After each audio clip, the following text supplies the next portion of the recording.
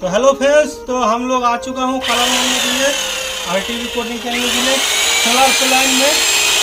अभी काम स्टार्ट हो चुका है हम लोगों का, देख सकते हो आप लोग।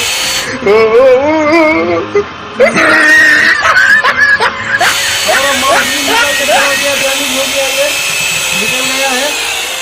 कलकत्ता से और एक नया लाया हूँ, वो लगाएंगे।